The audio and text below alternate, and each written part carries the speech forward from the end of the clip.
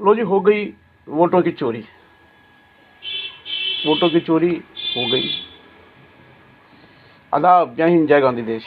दोस्तों, बिहार का चुनाव हुआ है और बिहार के चुनाव में बम्पर जीत एनडीए की हुई है।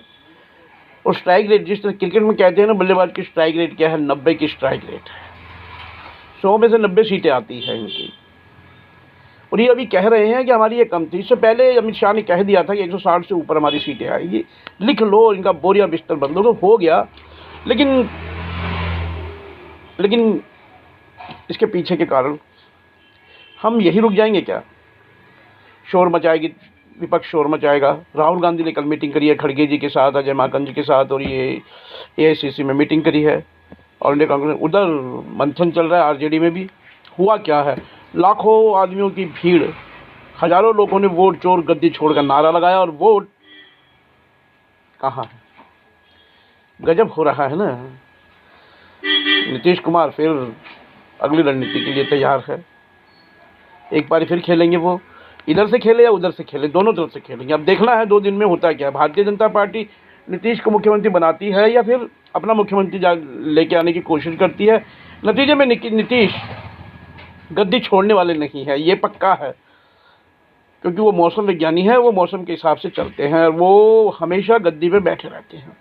पिछले 20-25 सालों से तो यही हो रहा है, अब आगे भी यही होगा, देखते हैं। लेकिन यहाँ जो हुआ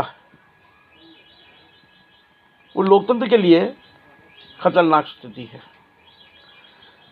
वोट चोर बोलते हैं, लगता भी है कि चोरी है, बल्कि डकैती है, लेकिन उस डकैती को आप पकड़ नहीं पाते हैं। बस बोलने से बोलते रहेंगे, डकैती को पकड़ नहीं पाएंगे और फिर चुप हो जाएंगे।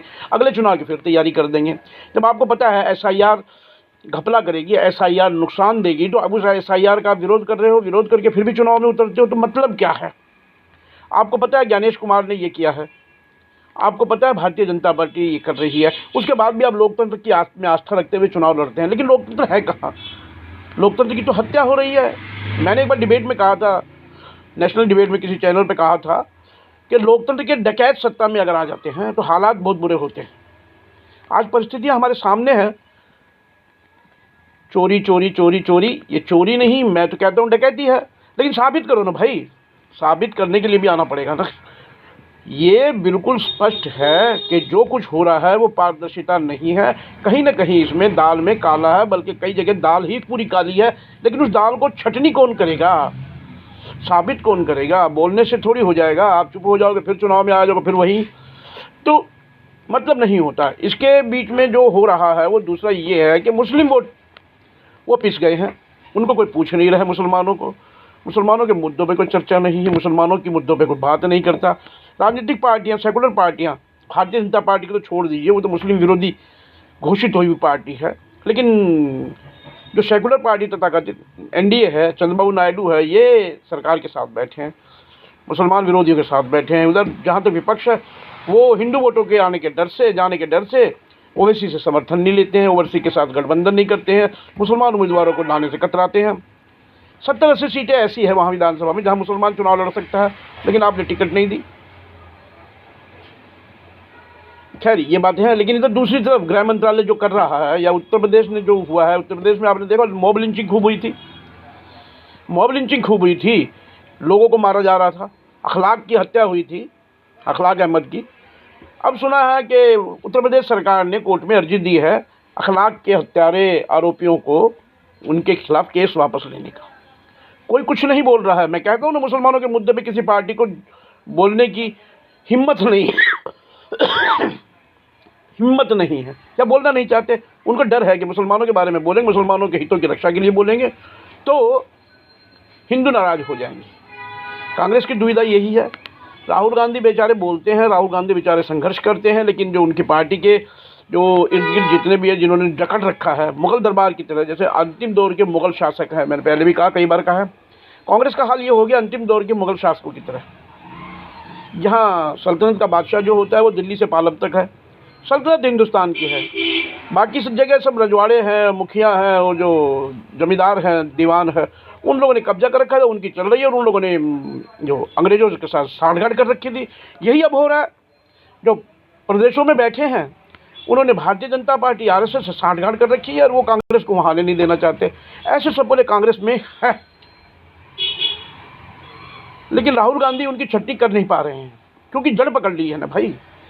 और जब तक ये जड़ रहेगी तब तक भारतीय जनता पार्टी जीतती रहेगी, आरएसएस अपना उल्लू सीधा करता रहेगा और शनै शनै धीरे धीरे धीरे हिंदू राष्ट्र की तरफ देश बढ़ता जा रहा।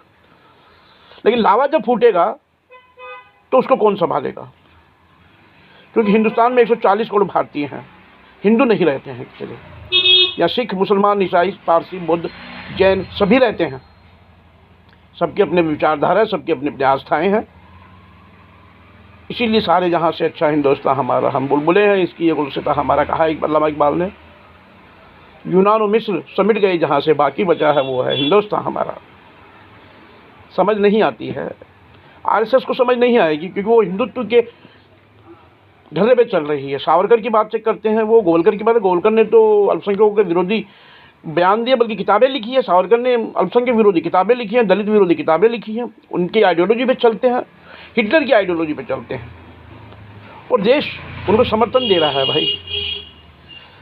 कांग्रेस जनता को नहीं समझा पा रही है, उन लोगों को जो इनके अंदर बैठे सपोलों को, उनको पकड़ नहीं पा रही है। तो क्या कर सकते हैं आप?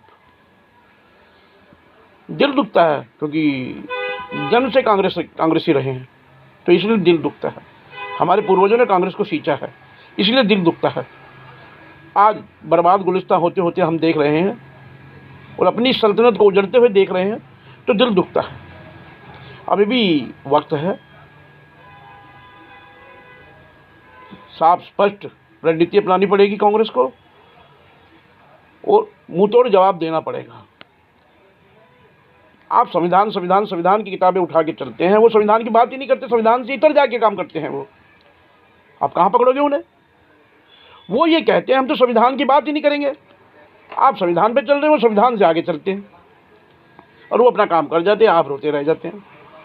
तो भाई ये सब चल रहा है, यही सब हो रहा है और आप कुछ कर नहीं पा रहे हैं, तो इसमें गलती किसकी है? अभी भी वक्त है, सोचना पड़ेगा। आंदोलन करेंगे, रामलीला मैदान में मीटिंग सुना है, रामलीला मैदान में एक नया आंदोलन शुरू करने जा रही है कांग्रेस। मैं भी जाऊंगा वहाँ क्योंकि कांग्रेसी हूँ। लेकिन संघर्ष कहाँ तक जाएगा? ये संघर्ष चरम तक जाने की इच्छा शक्ति मांगता है। आपके पास है, वरना जड़ पकड़ जाएगी। ये वर्तमान में जो दीमक है वो जड़ पकड़ जाएगी इस देश में। इस दीमक को ख़त्म करना जरूरी है। जय हिंद, जय गांधी देश।